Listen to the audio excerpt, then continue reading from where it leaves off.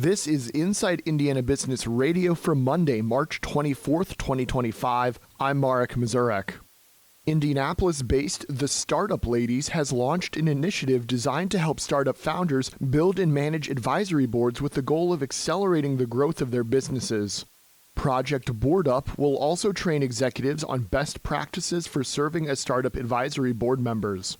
The initiative is being funded with a $40,000 grant from the IEDC. Kristen Cooper is the founder and CEO of the Startup Ladies. She told Inside Indiana Business that the effort addresses an unmet need.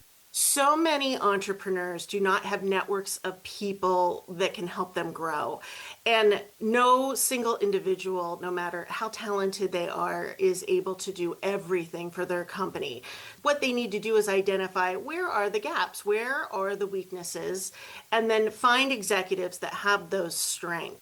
Project Board Up is specifically focused on underserved founders, including women, LGBTQ+ founders, and founders of color.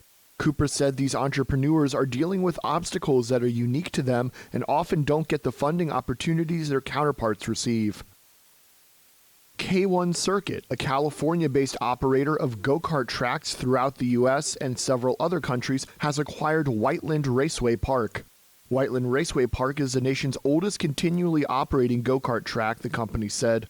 K1 Circuit is the outdoor track division of K1 Speed, which operates an indoor track in Fishers among its more than 100 locations. Terms of the deal were not disclosed. Inside Indiana Business has reached out to representatives of K1 Circuit for more information.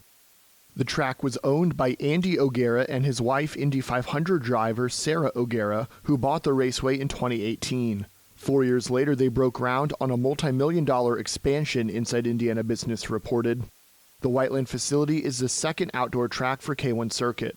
In 2024, K1 Speed received private investment money to build on what it described as an expanding popularity of motorsports and go-kart racing.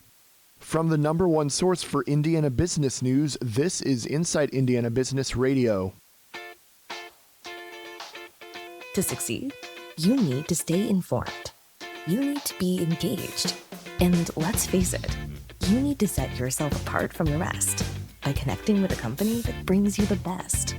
Because in today's environment, business is an ever-moving target, and we'll help you chase it. IBJ Media. The best of business is in us. Get started at ibjmedia.com/youngprofessional. It could be quite some time before work on multiple projects can be completed at the former Green Lawn Cemetery site in downtown Indianapolis. Nearly a year after Keystone Group announced it had discovered 87 burials while redeveloping the site, the private developer has not chosen a new location for the remains. At the same time, officials say excavation of a smaller city-owned plot at the site is progressing more slowly than anticipated, with archaeologists unsure of what could be found in the remaining land. Keystone Group had initially planned a multi-use development anchored by a 20,000-seat stadium for the Indy 11 soccer team. That property is the site of at least 4 historic cemeteries, collectively known as Green Lawn Cemetery. A representative for Keystone told the Indianapolis Business Journal that workers have not yet found additional graves since last year. However, only 6 acres of the 20-acre site have been excavated. While progress at the former Green Lawn Cemetery site slows, a breakdown in negotiations with the Hogstead administration puts Keystone's plans in jeopardy.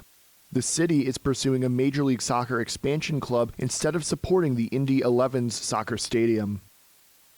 The Indiana State Department of Agriculture on Friday presented 56 farming families with the Hoosier Homestead Award at the Indiana State House. The award recognizes farm families that have owned their farms for more than 100 consecutive years for their commitment to Indiana agriculture. To be named a Hoosier homestead, farms must consist of more than 20 acres or produce more than $1,000 worth of agricultural products annually. The awards are split into 3 categories: the Centennial Award for 100 years of ownership, the Sesquicentennial Award for 150 years of ownership, and the Bicentennial Award for 200 years of ownership. 2 Indiana farms received the Bicentennial Award on Friday, the Hamilton-Batterton family and the McCoy family, both from Decatur County. For a full list of Homestead Award winners, head to InsideIndianaBusiness.com. Indiana Wesleyan University President John Kulaga is this week's guest on the Business and Beyond podcast with Gary Dick, presented by PNC. a weekly conversation with high-profile Hoosiers in business, sports, entertainment, and beyond. Available now from your favorite podcast provider. I'm Marek Mazurek for Inside Indiana Business Radio On Demand.